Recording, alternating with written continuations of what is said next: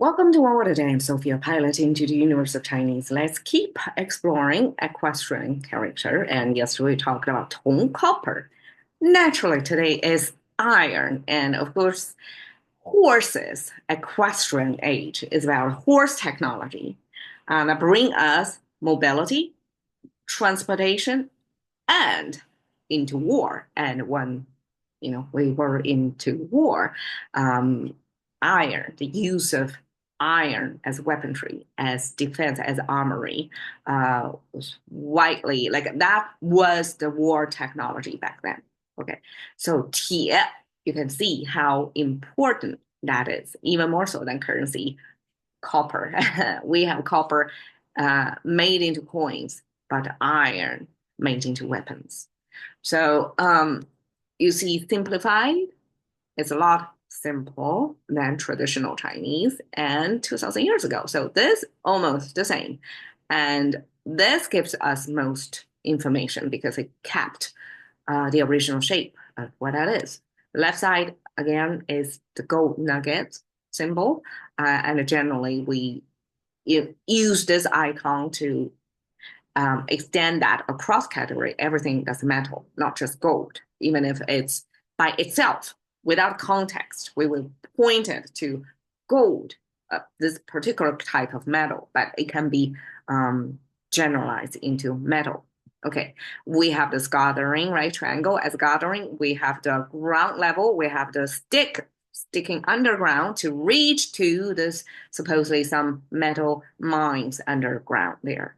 And the third horizontal line, this bottom horizontal line, you can view it as a signifier to show that's underneath the ground. It's way lower at the very tip of this tube reaching underground. So we know it's something gathered underground. That's our metal definition.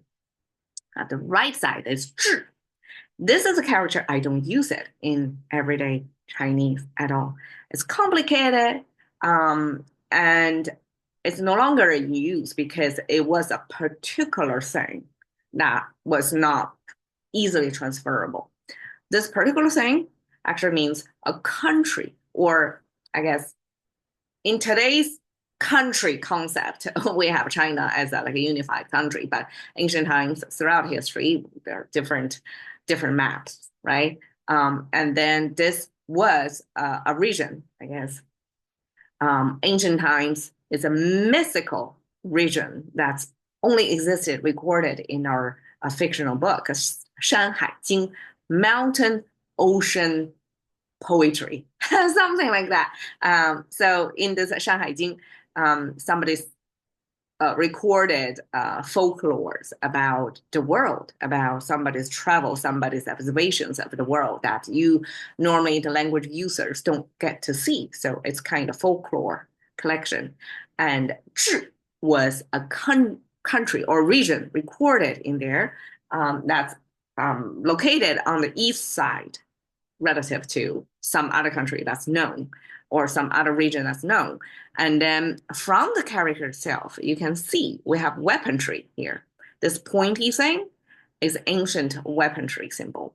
And then we have this person symbol, or we can even view it as an arrow shooting out. So this is something pointy as well, right? The bottom, though, is somebody with a mouse symbol simplified as somebody using the mouse function. So this is somebody's side view, kind of a hunting sideways on top of the soil symbol here. Two horizontal lines is a soil symbol. So this piece at the bottom means somebody who is trying to deliver a message, to present a message, supposedly lower rank to higher rank, lower power to higher power person. So that kind of presentation, as well as this weaponry, and as well as this either a little person or an arrow going out. So it's related to war because it's a weaponry and related to message delivering. Altogether, the package is it's pronounced as a 智. Okay, I have to memorize because I don't use it in my everyday language anymore. And then it's this mythical region located on the east side. And I suspect Chinese use this 智. It doesn't even sound T. It's not a sound maker. It's a meaning maker of paired with this metal symbol to mean iron, probably because on the east side of that region, probably there's iron mine discovered over there. There's a high condensation of iron over there, resources, and therefore it's tied with that region. Could be the case, right? And also the weaponry here used and delivering of the message. All that is related to war technology.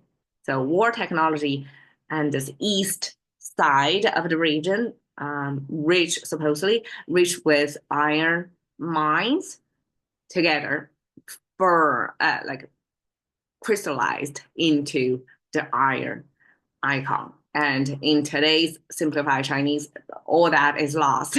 Okay, this right side means lost. 失, like I have no idea why lost and metal together means iron. This probably can tell a story about it. This totally doesn't make sense. So, okay. 老铁,铁人三项,金戈铁马. Okay, 老铁, old iron. What do you imagine old iron in Chinese would be? When we say old plus something, it lends a familiarity. It's like old timer, right? In English, we see that character. We know this person. This is fixture over there. We don't really give too much thought, but it's always been there. So there's a certain familiarity over there. And what iron has to do here? It turned out that Chinese use iron to describe this firm, unbreakable, wait, unbrokenable, unbreakable, okay, relationship. So 老铁 in Chinese actually means some old pal that you know so well. That relationship between you two is so iron-like, is unbreakable. It's somebody you know through and through, and you can trust, you can rely on. So that's 老铁. It's long time old friend. And I guess among friends, this is a friend that you can turn to, and I guess it's the kind of friendship that went through something and went through the test of time at least, and probably both of you go through something that you can trust each other. So we don't really have that a lot in our life, right? So 老铁 in Chinese is a compliment. Like if you have many 老铁, you're really blessed. Okay, 铁人三项, Iron Man. Okay, that's already a sign. We know this is about Iron Man. And then 三项, 3 items. That's how Chinese translate triathlon. So we don't have a vocabulary called triathlon in our language. And we have to coin and to formulate it into 4 characters. And because this is about Iron Man, so of course, 铁人, we put it in there. And then we have to spell out, it's 3 different items, 3 different sports merged into one. So that's Chinese handling of triathlon. 金戈铁马 is a Chinese, I would say for equestrian, when we pull up the imagery of equestrian age, 金戈铁马 is the linguistic capture of that era, because we have horse here, and we put the horse under an armor made of iron, and then we have the warrior, and that warrior would hold the spear made of gold. 金戈铁马, so 金 not necessarily made of gold, and that would be very expensive, and gold is probably not as sturdy as iron, right? So we can say 金戈铁马. So normally when Chinese describe something with 2 adjectives, the 2 adjectives are actually exchangeable. They are talking about the same thing. We just have to use 2 different words to say the same thing twice. So 金戈铁马, we can see both of them are iron spear and iron horse. So both of them are wartime, ancient equestrian age war technology that definitely involves horse, centered around horse, and equipped with this metal like smith making that we have been talking about for so long, of all that technology distilled into this wartime testing. If you have the best warrior, best horse, equipped with the best gear, went into the battle.